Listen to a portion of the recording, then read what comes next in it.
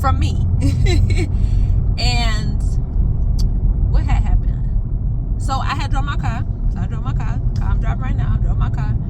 And I was like, all right, movie done. Because I think we kind of seen like a later one too. I don't remember. But I know it was like a later-ish movie. So probably like 6 or something like that. Maybe 7. And so we didn't get out till like 10 maybe o'clock or so or whatever. And so I'm heading home. I'm driving home. So those not my brakes, y'all. If y'all hear that, that's the 18-wheeler next to me. I'm gonna have to show y'all the road too. But I was on 95. So 95 runs all the way up the East Coast. And depending on where you are, like where I am right now, I know y'all can kind of see in my glasses, there are a lot of lanes. So I'm gonna flip the camera so y'all can see. So y'all can see that there is the HOV lane, the fast lane, and then there's another 3 lanes over there, right? So when I tell y'all that I was driving back, and then probably like the next exit out after the movie theater, all I see is like people like braking. And usually when people braking, it's either 5-0, popo, or it's an accident, right? Usually. Because 95 is pretty clean. There ain't usually stuff out here. Or it could be something in the road. Well, this time it was something in the road. Okay? And it wasn't just something, it was some things in the road. I still to this day don't know what it was in the road. But all I can tell you was I was in the second to right lane. Okay, so not the furthest right lane, but the one next to it. And there was something in the lane to the left of me, and then something, I believe, in the fast lane or the HOV lane. I don't know. Whatever. But it was like 2 or 3 pieces of something in the road. And these were not like, it wasn't like no tire. This was like car pieces, like pieces of a car in the road. Not the body of the car, like the underneath, the mechanics of the car. So it was something metal. I don't know what it was, but something done fell out somewhere on from somebody back of their trunk, right? And so there was a car. So now I'm in the lane, but I'm not gonna show y'all again. But essentially, there was a car next to me in the left lane. And remember, I told y'all that there was something in that lane.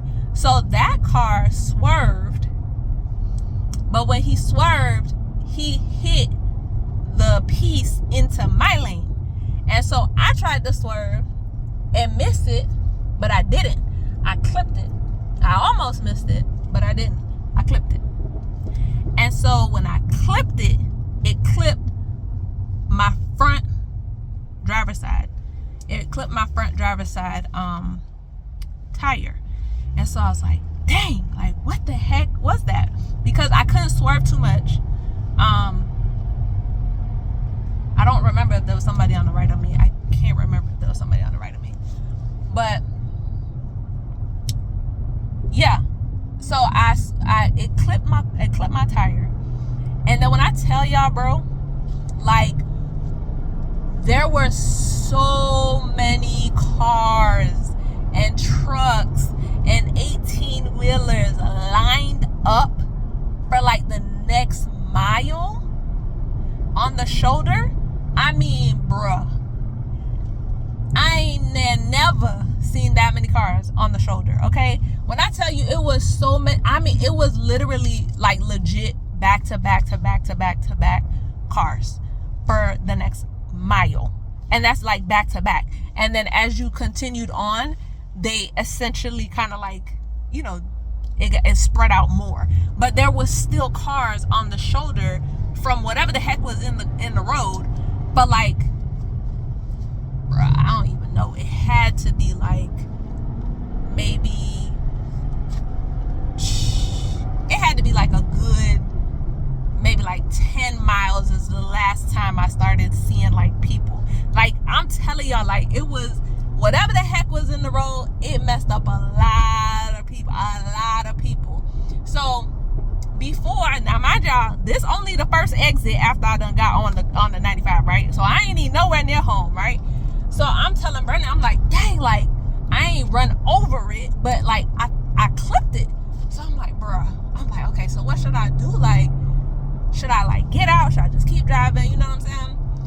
like, you know what? And for all those who know and watched today's testimony, well, not the last one, but the today's testimony where I talked about my car, I chose the option to have a full-size spare. So I have a full-size spare. But I was like, bruh, like, I ain't want to have to do all that. And you know what I'm saying? Like, so I was like, well, I'm driving. It's still driving. Of course, it feels bumpy. So I'm thinking in my head, based on how he's driving, I'm like, okay, it gotta be that it's what's it called? An air bubble or like lump or whatever in the car, in the tire. I'm like, that's what I'm thinking. So he's like, just get off one of the exits, or if you could pull over. I'm like, bro, I can't pull over, because at this point we probably at like the next exit or so up. I'm like at the next exit or so up, and so I'm like, bro, I can't pull over because there's still so many cars pulled over already. So I was like, all right, I'll get off on one of the exits, that's upcoming, and I'll just pull right over into whatever parking lot is right there. So that's what I did.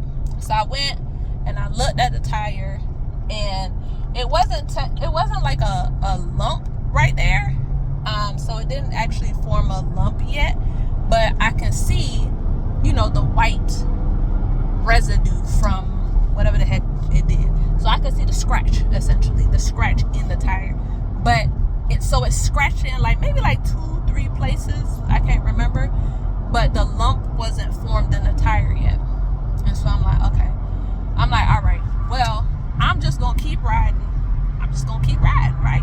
Because I'm like, it's riding. And I'm watching the tire pressure, because I always got the tire pressure up on my dash. So I'm like, let me just keep riding and let me just make sure that it's all good. So I'm riding. I'm talking to Brandon the whole time. And I'm like, all right, we good. Like, I'm good. I'm chill. Oh, no, I'm not talking to Brandon. I'm talking to my sister. And I'm like, all right, we good. Like, I'm good. Child. Let me tell you how good God is. So the time that I got up to the exit right before my exit, that's when the tire bust. I mean, it just popped, and I was like, crap, there it go. So I was like, I knew there was no way, because this hit sidewall. And for those of y'all who don't know, when it hits the sidewall, right? Sorry, y'all, I'm calm. But when it hits the sidewall, you can't patch that. You can't fix it. And personally, I'm not a patcher anyway. Like, I'm replacing the whole entire tire. And if it's that close to me to replace all the tires, I'm replacing all the tires. Like, I don't play by my tires. That's one thing I don't play with. I mean, I don't play by my car, but I don't play with my tires. Like, we ain't playing with tires, we ain't playing with brakes, okay? So if they need replacing, they all going. But in this case, I feel like this was pretty-ish new at this point. Like, they weren't old. And we got the, what is the thing called? We have the warranty or whatever, roadside assistant, whatever thing on the tires anyway. So it don't cost nothing. It don't cost the tire, okay?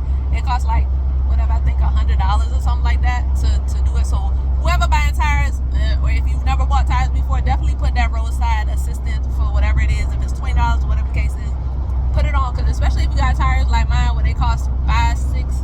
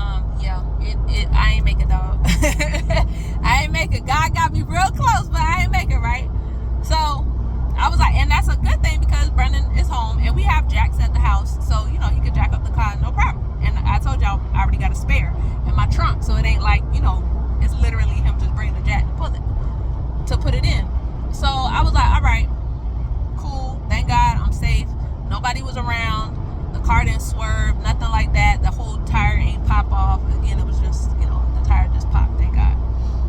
So Brendan comes with the jack, but the thing that happened, first of all, it took him a little bit to kind of get to me. Because he was like, well, can I come down the other exit and then back up? Because of where I was like literally at the entrance of the exit. So I was like, yeah, you can, if you want to come down that exit, and then, but then, whatever. Anyway, so that was a whole debacle kind of thing. Anyway, but by the time that Brendan passed me to come back around, to come up behind me, guess what, y'all? God has sent one of the roadside assistance people. When I tell y'all, this man he was so sweet. I mean, he was so sweet. Like, Brendan got there first. Brendan got there first, and he tried to do the jack, but I can't remember if Brendan has a low profile jack or not, but he didn't bring the low profile jack, meaning that the jack that he bought was like a regular jack, so it didn't, because my tire was flat and the way the car was parked, my car is kind of low, and he couldn't fit it under my car the way it was sitting. So we needed the low profile jack. And so when God sent the roadside assistance man, of course he had a low profile tire jack and everything, but he came and he had the lights. So whoever knows, again, I tell y'all it's dark, it's nighttime. So those of y'all who know, these trucks, they ride up and down the highway or whatnot, and they assist if people are pulled over on the side of the road. Now, if you call one of these people, let me tell you, when you call one of these people, they could take hours, right? Because depending on where they're coming from and all that other good stuff, they could take hours to get to you. When I tell y'all, this man got here, like I said, shortly after Brendan got there, I knew he was God sent. Because I'm like, oh my goodness, like, now we have the lights, because we ain't got no lights. Like, we ain't got lights like him. Like, obviously his lights on the truck, they bright. Everybody see them, you know what I'm saying? I'm like, he got the cones, he got all of that stuff. He got the low profile jack. I'm like, thank God for this man. So that's really the testimony. I mean, he was so nice. He was so nice. He was just like, are you okay? Oh, I see, you're tired. He was like, do you have a spare? Do you need me to get you a donut? Do you have a donut? Or whatever the case is. I said, I got the spare, everything. And he was like, okay, no, it's no worries. I'll help y'all and blah, blah, blah, and all that stuff. And I was just like, it was just such a smooth process. And it was just such a good feeling for them to just like, for God just to send him just right on time, right? It's just like, as soon as we needed the resource, he was there. It's like, dang, we ain't had to worry about going back home, trying to go get the low profile tire. We ain't had to worry about the lights, because now we had somebody who had all these lights on their truck. We ain't had to worry about cones. We ain't had to worry about none of that, no flares, all that stuff, because this man had it all down pat. He had everything we needed. And I was just like, that was just such a blessing to me, because I was just like, it could have went a whole nother way. I mean, a whole hour, y'all, like, I'm telling y'all, a whole hour to drive back in the night. And I was just like, for my tire not to pop until right the exit right before my house, like, God is good. So really and truly, the message for this testimony, today's testimony, is that God is on time. He is on time with everything, with all of your resources. As soon as you think that your time has run out, as soon as you think, somebody ain't coming or whatever the case is, or God forgot about you, he right there. He already working it out. You ain't got to call nobody. He already got them on the way. They on the way, and they gonna get there right on time, y'all. He is gonna position you. He gonna position you in the right place so that they can find you. They gonna be on their way to you with everything you need. When I tell you, boy, God is good. So yeah, that's it, y'all. So it's Friday. afternoon. So I pray that y'all have an awesome weekend whenever y'all watching this. And y'all be blessed. And don't forget to like and subscribe and share and do all of that stuff.